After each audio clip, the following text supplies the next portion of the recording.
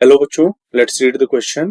The cost of a shirt of a particular brand is rupees 1000. Write a linear equation when the cost of X shirt is rupees Y. Draw the graph of this equation and find the cost of 12 such shirts from the graph. बच्चों सबसे पहले इस question में हम लोग की concept discuss करेंगे. की कॉन्सेप्ट यहाँ पर बच्चों अगर हम देखें तो बात किया जा रहा है cost of X shirt is rupees Y. That means हमारे पास यहाँ पर दो वेरिएबल है, एक तो शर्ट, दूसरी शर्ट की कॉस्ट रुपीज में. तो अगर हम स्टैंडर्ड फॉर्म की बात करें, standard form of a linear equation in two variable is, ये होती है A X plus P Y plus C is equals to 0. अगर इस लीनियर इक्वेशन को हमें ग्राफ पर प्लॉट करना है तो सबसे पहला स्टेप हमें किसी एक वेरिएबल की वैल्यू दूसरे के टर्म्स में लिखनी होगी.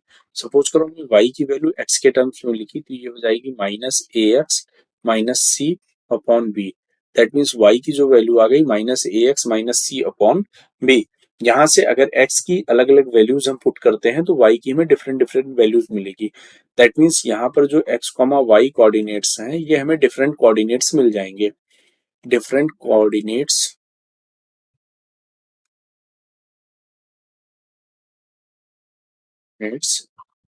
Can be find out.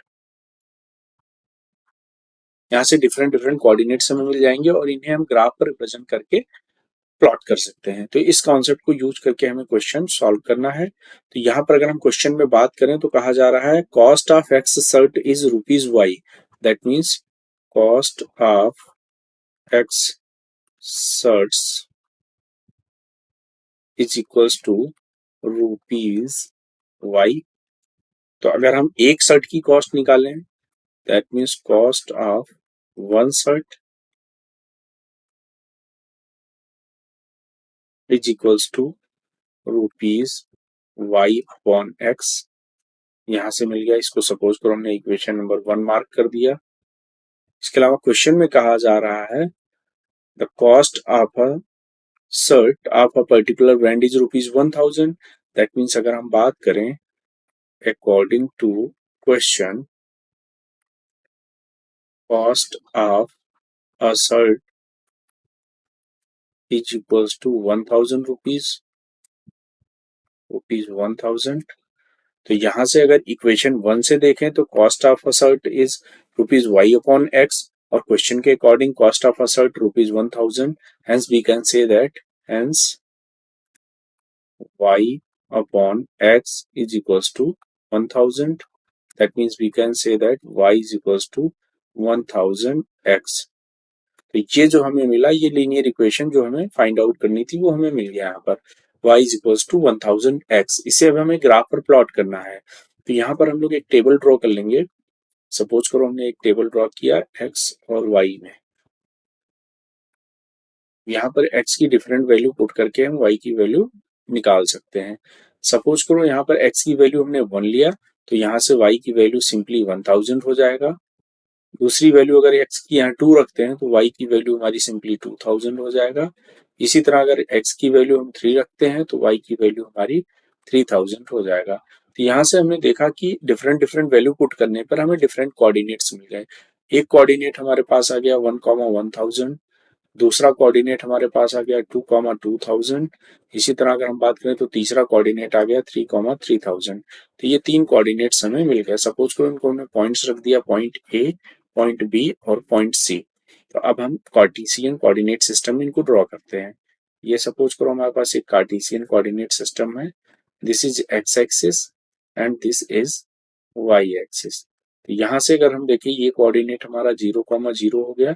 X पे वैल्यू रहते हैं 1, 2, 3, 4, 5.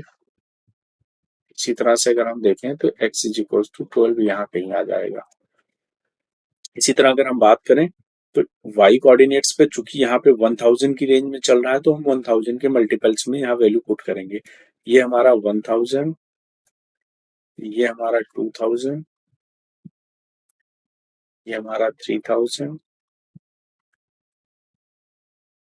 इसी तरह अगर हम बात करें तो ये जो हमारा यहाँ कहीं जो वैल्यू आएगी, यहाँ कहीं वैल्यू आएगी 12000। इस तरह से हमने रिप्रेजेंट कर लिया। अब हम सबसे पहले पॉइंट ए, बी और सी को मार्क करेंगे। ए के कोऑर्डिनेट से 1,1000, तो 1,1000 हमारा यहाँ कहीं होगा। चूंकि यहाँ पर अगर देखें तो एक्स एक्सिस पे 1 और वाई एक्सिस पे 1000, यानी ये कहीं यहाँ पॉइंट होगा। इसी तरह 2,2000 की बात करें तो एक्स एक्सिस पे पॉइंट 2 और वाई एक्सिस पे 2000, यानी ये पॉइंट हमारा कहीं यहाँ पर होगा। इसी तरह अगर हम बात करें 3,3000 तो एक्स एक्सिस पे वैल्यू 3 और वाई एक्सिस पे 3000, यानी वैल्यू पॉइंट हमारा यहाँ कहीं होगा। तो अगर हम इससे एक लाइन ड्रॉ करते हैं तो हमारा लाइन कुछ इस तरह से, ये हमारी एक लाइन बनेगी। ये सपोज करो यहाँ पर है, ये हमारी लाइन बनेगी।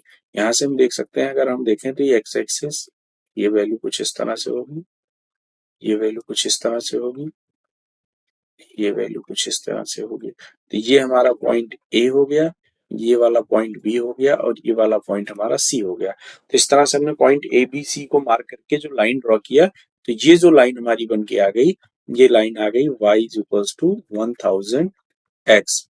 तो ये लाइन ड्रॉ हो गई। अब क्वेश्चन का जो सेकेंड पार्ट है उसमें कहा जा रहा है find the cost of 12 such shirts from the graph. तो अगर हम ग्राफ से बात करें तो यहाँ पर हमने जो लिया है ये है नंबर ऑफ सर्ट्स, क्योंकि नंबर ऑफ सर्ट्स जो है वो x है, और यहाँ y एक्सिस पे जो लिखा है वो है cost of a shirt, cost of shirts, ये यहाँ पर आ गया। तो अगर हम बात करें तो cost of 12 shirts, cost of 12 shirts, ये हमसे पूछा गया है क्वेश्चन में। Find out the cost of 12 such shirts. 12 such shirts यानी नंबर ऑफ सर्ट 12 हो गया, यानी x की वैल्यू हमारी 12 हो गई।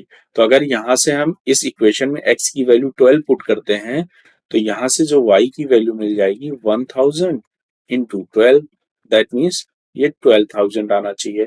तो अगर हम इस बात को देखें कि x इज इक्वल टू 12 पे y इज इक्वल टू 12,000, यानी अगर हम यहाँ से देखें, इस ग्राफ को थोड़ा और आगे बढ़ाते हैं, तो यहां से ये सपोज करो ये जो पॉइंट आ रहा है, ये पॉइंट आ रहा है 12, और ये सपोज करो 12 हमारा यहाँ पर आ रहा है, ये है 12, इसको नहीं लेते हैं, ये 12 यहाँ 12,000 इसको ले लेते हैं ये पॉइंट।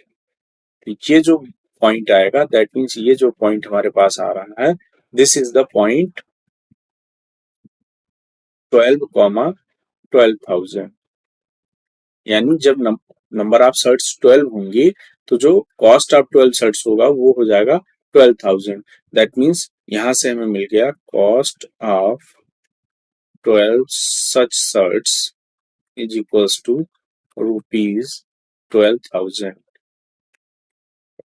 तो अगर हम फाइनल आंसर की बात करें इस क्वेश्चन के, तो जो फाइनल आंसर है, the linear equation which we have to find out is y is equals to 1000x. This is the linear equation. अगर हम ग्राफ की बात करें तो इस लीनियर इक्वेशन की जो ग्राफ होगी, this is the graph of this linear equation y is equals to 1000x। And अगर हम बात करें cost of 12 shirts is equals to rupees 12,000। This is the final answer of this question. I hope you all understood it well. Thank you and all the best.